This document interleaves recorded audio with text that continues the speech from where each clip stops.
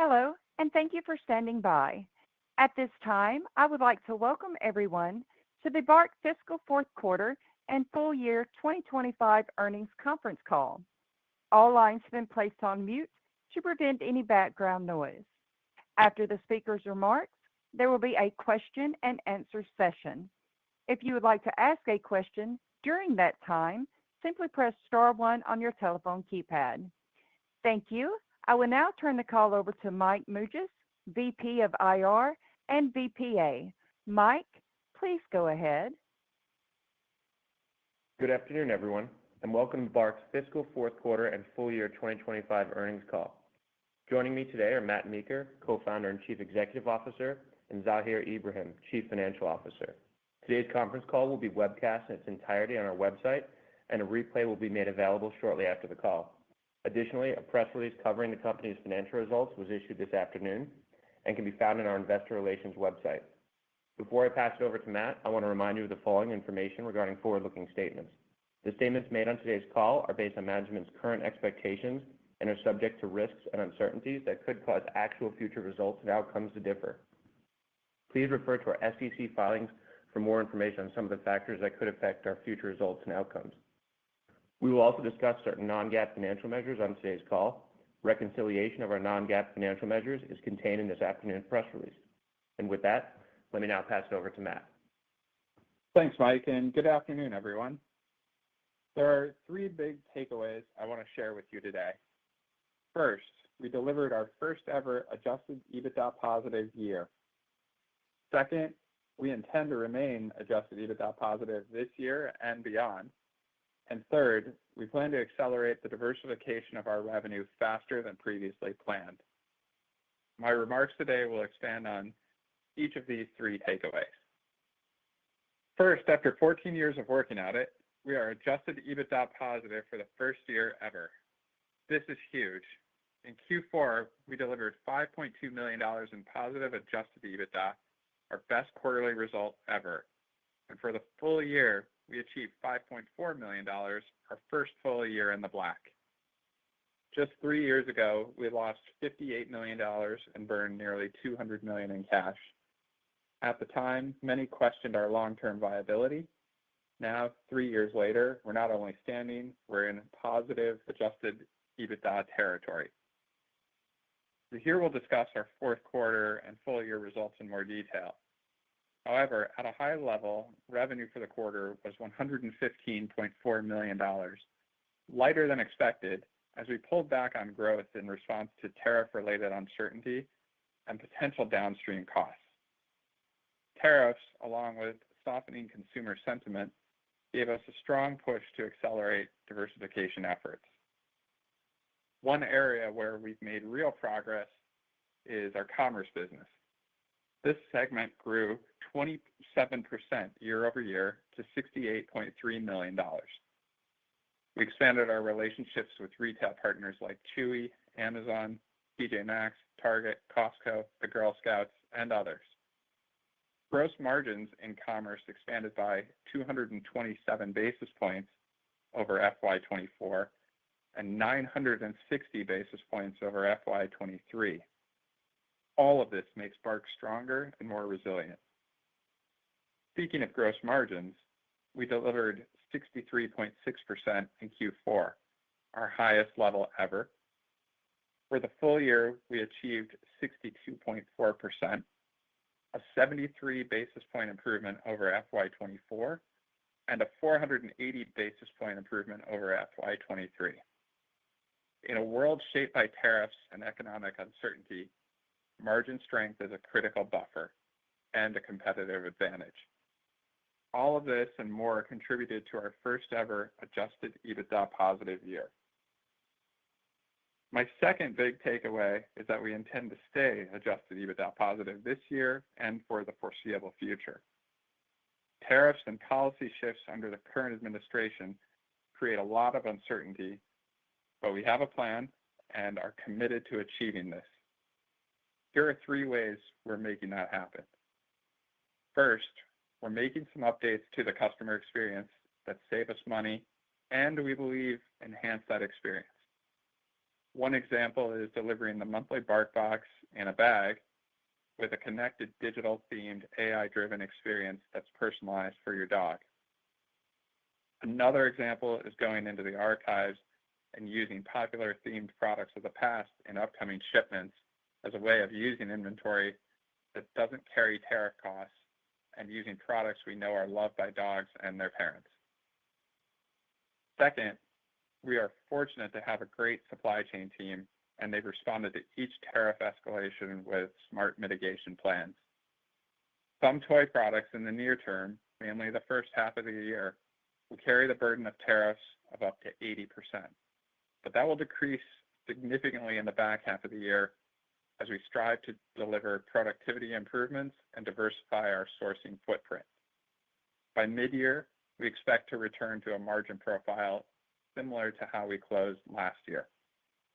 And third, we're shifting our investment dollars more rapidly and aggressively to new product lines, distribution channels, and services than previously planned. And that brings me to my third big takeaway. We will be accelerating our efforts to diversify our product lines, our channels, and our revenue growth away from largely BarkBox subscriptions. Those subscriptions still accounted for around 85% of all revenue last year. And while that number is coming down from previous years, it's not moving fast enough. And now more than ever, we need for this to happen much faster. We've concentrated our marketing dollars almost exclusively on D2C subscription boxes, leaving little to nothing for new opportunities. So going forward, we'll pull back on such heavy investment in the subscription box business to invest elsewhere, such as our new consumables line coming in August, new services coming from the Bark Air team, further acceleration into the wholesale channel and Amazon and Chewy, and even AI-driven apps for dogs and their people. Last year, we showed what we can do with a bit of focus and investment when we started Bark Air. We launched Bark Air 1 year ago, and it delivered nearly $6 million in revenue in the first year. We flew roughly 1,000 passengers on over 100 flights. We're clearly meeting real demand from dog parents around the world. Many said this couldn't be done, but we're growing fast, opening new routes regularly, and solving a real problem for dogs and their people. Much has changed in the first half of this year, but so much has remained the same for us. The start of this year with tariffs and economic uncertainty have made consumers nervous, and they've pulled back, and tariffs add to the cost of most goods. But that doesn't change the opportunity we still have to build the global brand for dogs. And now we've proven we can do that with a positive bottom line. We know how to do it, and we have a plan to remain EBITDA positive in the years ahead. So in conclusion, the three big takeaways from this call are: we delivered our first year of positive adjusted EBITDA. We intend to be EBITDA positive again this year and going forward. And we intend to accelerate the diversification of our revenue faster than previously planned. Thank you, and now over to Zahir. Thanks, Matt, and good afternoon, everyone. I'll start by reviewing our fiscal fourth quarter and full year 2025 results, then share how we're approaching fiscal 2026, particularly in light of the evolving tariff environment. Fiscal 25 was a significant year for Bark. We delivered our first full year of positive adjusted EBITDA, driven by ongoing margin expansion and improvements in operating efficiency. These results reflect several years of focused execution and provide a strong financial foundation as we head into what we expect to be a more volatile macroeconomic environment. Starting at the top of the P&L, fourth quarter revenue was $115.4 million, bringing full year revenue to $484.2 million, down 1.2% year over year. The launch of Bark Air, coupled with strong growth in our commerce segment, were positive top-line drivers.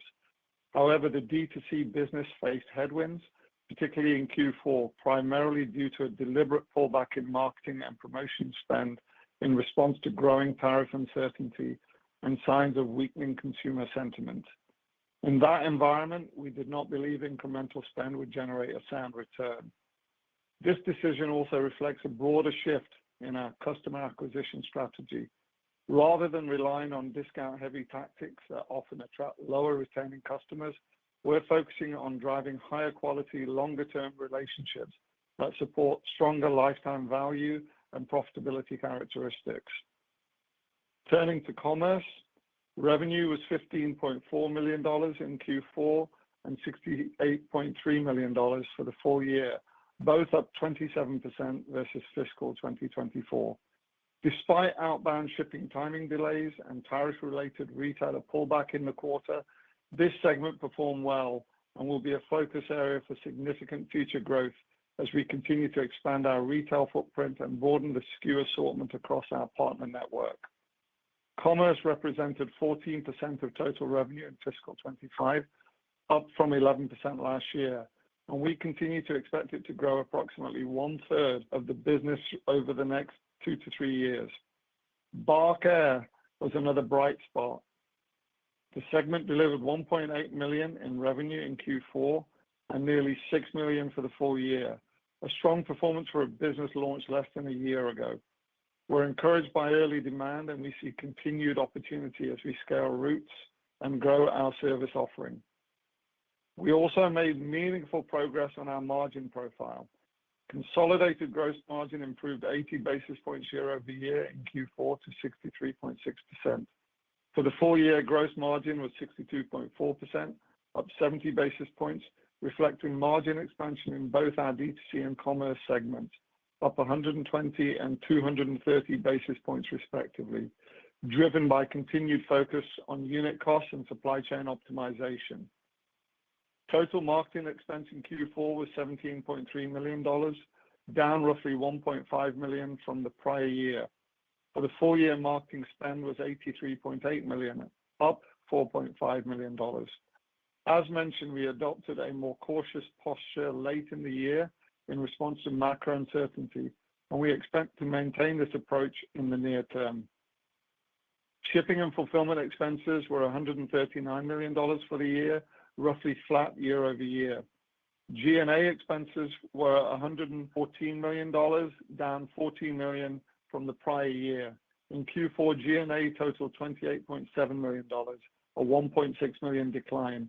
These reductions reflect lower headcount and ongoing tighter cost management. Altogether, these efforts support meaningful gains in profitability. Adjusted EBITDA was $5.2 million in Q4, a $3 million improvement year over year. For the full year, we delivered $5.4 million in adjusted EBITDA, a $16 million improvement over fiscal 2024. To reiterate Matt's comments, we've improved the business adjusted EBITDA by over $60 million in the last 3 years, underscoring the leverage and underlying structural improvements we've built into the business. Turning to the balance sheet, we ended the year with $94 million in cash, down $21 million in the quarter. This reflects the repurchase of 6 million shares for $10.5 million, as well as working capital timing, including a $7 million reduction in accounts payable. Inventory at year-end was $88 million, down $2 million from Q3. On share buybacks, it's worth noting that for the full year, we repurchased 11.4 million shares for an outlay of $18.5 million. Looking ahead to fiscal 2026, the recent tariff increases, particularly those targeting Chinese imports, are prompting a broader reassessment of global supply chains. At Bark, we've accelerated several initiatives that were already under evaluation, including productivity programs and changes to sourcing and logistics. Productivity initiatives have played an important role over the past few years in delivering improved margins for Bark. By collaborating with our supply partners, new productivity initiatives for fiscal 26 will help offset some of the tariff headwind. As Matt noted, our toys, representing roughly two-thirds of our revenue, are currently sourced from China and subject to the new tariffs. In response, we will shift a portion of production to other geographies. Manufacturing in these regions will commence in the coming weeks, and we expect to start shipping products from these facilities in time for the holiday quarter. By the end of fiscal 2026, we anticipate a more diversified and balanced sourcing footprint for our toy production. Additionally, we're evaluating modest price increases to help offset some of the tariff headwinds and maintain our gross margins. Our goal is to absorb as much of the cost pressure as possible while minimizing the impact on our customers. The domestic market is experiencing meaningful headwinds relating to USPS rate changes. However, we are confident we can mitigate these as we progress through the year and come through the other side in an even stronger position. Overall, given the macro volatility and changing tariff landscape, we feel very good about our plan for fiscal 26. At the same time, though, we also appreciate the uncertainty that lies ahead. Supplier transitions of magnitude carry risk, and many key variables such as future tariff actions, trade policy, inflation, and consumer response remain outside of our control. Given this backdrop, we are unable to provide full-year guidance at this time. We will continue to monitor the environment closely and provide updates as conditions evolve and we gain more clarity. Let me now walk you through our outlook for the fiscal first quarter. Shortly after the 145% tariffs took effect in early April, we paused inbound shipping and asked suppliers to delay shipping any finished goods from China. Several of our retail partners also asked us to do the same, opting to defer imports as they assess the situation. While we avoided the steepest portion of tariff exposure, we have purchased inventory with approximately $4 million in additional tariff-related costs, and these will flow through our P&L in H1. Delaying inbound products has also weighed on commerce revenue, as some retailers paused product intake for 6 to 8 weeks. These commerce dynamics, along with our pullback in D2C marketing and promotion spend, will impact revenue in the quarter. As a result, we expect Q1 total revenue of between $99 to $101 million, down 14% at the midpoint versus last year. We anticipate a stronger performance in adjusted EBITDA, with the first quarter coming in between -$1 million and +$1 million, the midpoint reflecting a $1.8 million improvement versus last year, despite including higher tariff-related costs. Following the government's temporary rollback of tariffs to 30%, we've resumed importing at an accelerated pace, and we expect a notable inventory build this quarter, which we anticipate will unwind through H2. Note, this Q1 inventory build will impact our ending cash balance and free cash flow for the quarter. In closing, we remain focused on what we can control, driving efficiency, staying agile, and investing with discipline. Thanks to the structural improvements we've made over the past several years, BARK is in a much stronger position to navigate this period of uncertainty. While external pressures will persist, we're entering fiscal 26 with stronger fundamentals, a more flexible operating model, and a focused strategy to manage through near-term disruption. With that, I will turn the call over to the operator for Q&A. Your first question comes from Maria Ripps with Canaccord. Please go ahead. Great. Good afternoon, and thanks so much for taking my questions. First, can you maybe give us a little bit more color on diversifying your supplier base outside of China? I guess, what are some countries that you're considering, and are there any incremental expenses sort of to keep in mind as you sort of as a result of this transition?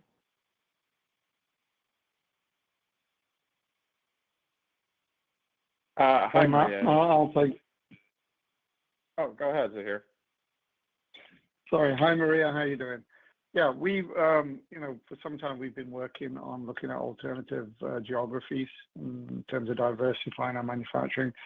And so we're looking at a number of continents where we'll be moving manufacturing to. Obviously, the extent of that shift will depend on how the tariff rates move going forward. But we have the flexibility, if we wanted to manufacture all of our toys outside of China by the end of this fiscal year.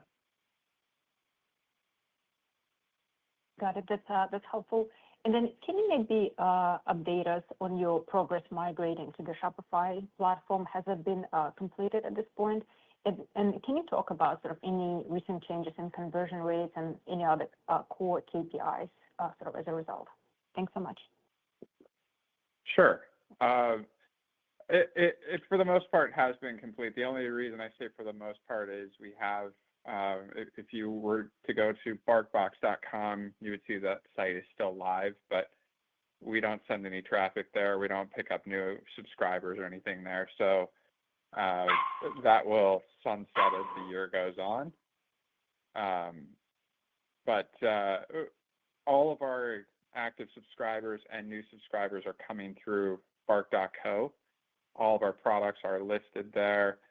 The performance in terms of new customer acquisition and conversion and managing the cost of acquisition has been pretty decent through the early part of this year, or ever since we started to migrate last October and November in a meaningful way.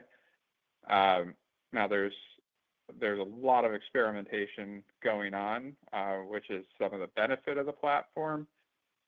We've stepped into a platform that is much more nimble and allows us to test and try things much quicker than we were before. So we're taking advantage of that, and that'll never be done. But we're learning a lot really quickly. And then there's, as we knew and as we signaled in past calls, when you move over 1 million people plus onto a new platform, things won't work the same way they did in the past. And we've identified a lot of those holes or gaps, filled them in, and we've got our functionality back to par as to where it was before, or maybe just a little bit ahead of par. So from a platform perspective, feeling really good about where we are with Shopify and how we're operating on it. Still a learning curve, but we're accelerating every day. Great. Thanks so much for the call, Matt. Your next question comes from Ryan Myers with Lake Street Capital Market. Please go ahead. Yeah. Hi, guys. Thanks for taking my questions. First one for me, I just want to make sure I fully understand kind of the dynamic in the direct-to-consumer business, because if I think back to last quarter, I believe we were seeing some positive signs out of like kind of subscriber growth there, and it looked like things were kind of pointing in the right direction. So, one, curious what you guys kind of saw throughout the quarter, and then, what really the big dynamic is as far as, why not spend the marketing dollars there anymore, and why try to, really diversify out of that business further. Yeah. Thanks, Ryan. And I think you captured it well. We had a very strong holiday quarter when it came to acquiring new customers. A lot of that on the strength of the move to the Shopify platform. And we came into calendar 2025 pretty excited about that. And January was off to a really great start. And, just about I guess if you took like a consumer sentiment chart and overlaid that with the rollout of tariffs and our business performance, they would all look pretty similar. There's a real tracking there. So as the consumer got more nervous and the tariff noise got louder and the consumer got more nervous and round, our new customer acquisition and our retention was feeling more and more pressure. And we were also looking at the cost side of the business saying, 10, 20, 80, 145% tariff is a meaningful and unsustainable headwind. And as Zahir talked about, our supply chain team, who's phenomenal, has done a great job in mitigation on that, and within the last mile delivery effort. So they've done a fantastic job, but at the same time, we've known for several years, and you all asked the questions about what about the growth into new categories, into new channels. And I don't want to say we haven't taken it seriously, and that's a big reason for the move to the Shopify platform. And now that we're there, we have that flexibility. But there's something about looking yourself in the mirror with 145% tariffs affecting a huge amount of your inbound products and saying it's long overdue for us to really, really take this seriously and stop pouring every marketing dollar and 99% of our brain power into a toy business that has those dynamics and really isn't the growth engine of the future. So all of that said to us, let's start making that transition now. Let's make our plan for the future. Understand that means in the short term, we're not pulling a lever of growth as hard as we once were or we could, because we're going to take those dollars and those people and refocus them on those growth engines of the future. So that's where we are, and the team and I feel really good about where this goes. Got it. No, that's super helpful. And then, lastly, thinking about the commerce segment, I know there was some stuff you talked about in the prepared remarks as far as the impact that's going to have on the first quarter. So understand that, but just, want to make sure I understand from a demand perspective, have you guys seen any significant changes there, or are the impacts you're expecting to see more just on the timing of orders? Really just to understand, if the demand still remains strong for the commerce offering for you guys. Yeah. Hey, Ryan. This is Zahir. Yeah, commerce demand has been pretty strong. We grew 27% in fiscal 25. The one thing we did note as we got into Q4 and you had the tariff noise, a lot of customers slowed down the pace at which they place their orders, and they adopted more of a wait and see approach in terms of placing orders. And so, we experienced some pullback in Q4, continuing into Q1. The highest rate of tariffs kicked in April. And so at that point, some of the key customers said, look, we'd like to just wait before we place our orders, especially for some of the upcoming seasonal type of items. But as we've gone through and seen the tariff change, a lot of those conversations have reverted back to getting product into the country and fulfilling some of the initial conversations that we had with them. As we think about the year as a whole, we expect commerce to grow, at a similar sort of level as what we saw in fiscal 25. And beyond fiscal 26, we'd expect that pace of growth to actually accelerate and for commerce to be about a third of our business, over the next 2 to 3 years. Got it. Thanks for taking my questions, guys. Sure. Thanks. Your next question comes from Kaumil Gajrawala with Jefferies. Please go ahead. Hey, everyone. I guess digging into the prior question a little more, I guess to understand the consumer sentiment obviously fell off. We saw a slowdown across a whole host of different categories, so it makes sense to sort of pull back marketing. But was any part of that decision or any part of the logic in that there's a certain amount of pricing that you would need to take, or it's just each incremental new user was going to be unprofitable anyways, and so you didn't want them? Like, was that also part of it, or was it just, hey, we were in this really tricky time where, halfway through February till the end of March, the consumer just really fell off? I mean, certainly the consumer fell off, and then you weigh the cost of the product and building a sustainable business. And obviously at 145%, if we're passing that through to a consumer who's already feeling a great deal of pressure, we're not fooling ourselves saying they were buying a $30 BarkBox, but now they'll pay $60 for it or $55. That's just not tenable. And a bit of our vulnerability that we've been talking about for quite a few years of we have a very discretionary product,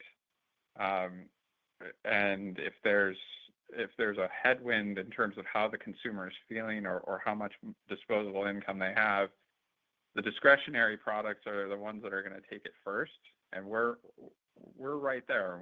We've got way too much in that segment. So there's also a recognition of we're not going to actively acquire or overpay or pay at all for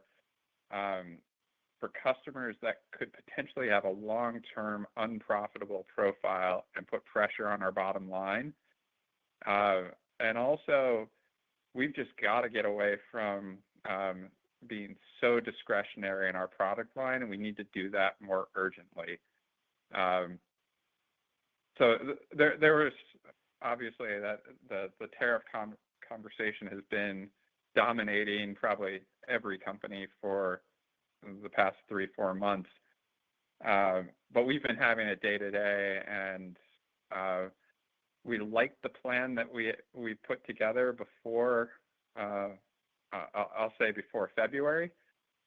We felt really good about it as a team, as a board, and then the world changed, and we've got to change with it. So as I said on the call, we started from a place of being very happy and very proud that the bottom line was positive, and a whole lot of resolution that we're not going back. We are going to protect that bottom line, and we're going to make the business more robust, which led us to diversification and making some of these shorter term decisions within the quarter. So that's how we got there. Right. Okay, that makes sense. As it relates to, what to do now, from a cash perspective, we might be or may have even passed the point of high drama on tariffs. Does it make sense to, be more aggressive on share buybacks, or given the sort of shakiness of the environment and maybe your cost structure, is it better to conserve at the moment and just wait this out and keep as much cash on your balance sheet as possible? Yeah, we've been pretty aggressive about it through the quarter, and like you said, now we're here, and I wish I felt like everything was settled and predictable. I don't feel that way. And then we're also talking about making some meaningful shifts into new categories. Certainly, there's some investment that's gone on internally where we've invested in a lot of new brand development and packaging development and new product lines with consumables that we're looking forward to rolling out in August. So there's investment there. There's also the potential of M&A being a tool. So and of course we want to manage the cash carefully. So I think we want that dry powder available to us as the year goes on. But if those opportunities are there, I think we've shown we're not shy about jumping in when we think the stock is severely undervalued and buying back more. So we've got to weigh all those opportunities, but it's something we've been really aggressive about over the past year or two. Okay. All right, great. Thank you. Your final question comes from Ygal Arounian with Citigroup. Please go ahead. Hey guys, this is Wayne Trin on for Ygal. I was hoping to dig into the commerce segment a little bit more. I was just wondering maybe how your conversations with retailers have trended since that tariff rate came down a bit. And if you could give us maybe any sense of the backlog there of the pullback in deals, and maybe if you could give us a sense of whether these pullbacks are more from your existing customers expanding versus new retail partnerships. Hey, Gal, how you doing? Just as I was saying to Ryan earlier on the call, we had some pullback that we experienced in Q4, and that rolled into Q1. Just retailers being cautious and trying to manage through just a heavy tariff environment. As we've started to see the tariffs come down, to a more reasonable level. I mean, 30% is reasonable, but at a more reasonable level, you're seeing that demand and the order placement coming back in. A lot of the seasonal demand that we have that drives Q2 and Q3 in the commerce segment, a lot of those orders have been placed and product is either here or will be here in Q1 fiscal 26. So positive traction. I mean, I'd say there was just a temporary slowdown of placement of orders, but things are back on schedule. We expect to see that strong growth continuing across existing customers, as well as starting to have conversations with retailers as we launch our consumables offering, Bark in the Belly, which we plan to launch later this year. So having a lot of positive conversations on that front as well. We expect our pace of growth to accelerate as we exit fiscal 26 and going into fiscal 27. Okay, thank you. And I don't know if you guys have broken it down before, but have you given the breakdown in commerce between toys and consumables? Should we assume similar to DTC? It's more heavily skewed today towards toys. I would say it's at least 90% is toys. There's a small amount of consumables. We started with some of the treats launch last year. With the launch of Bark in the Belly, I think that's where you're going to see a lot more traction. We're seeing some good traction pre the launch on Amazon and Chewy, just of our consumables, some strong performance there. So we expect Amazon and Chewy to continue to build performance and then get shelf placement and distribution at the back end of this year on the consumables overall launch. All right, thank you. Ladies and gentlemen, that concludes today's call. Thank you all for joining. You may now disconnect.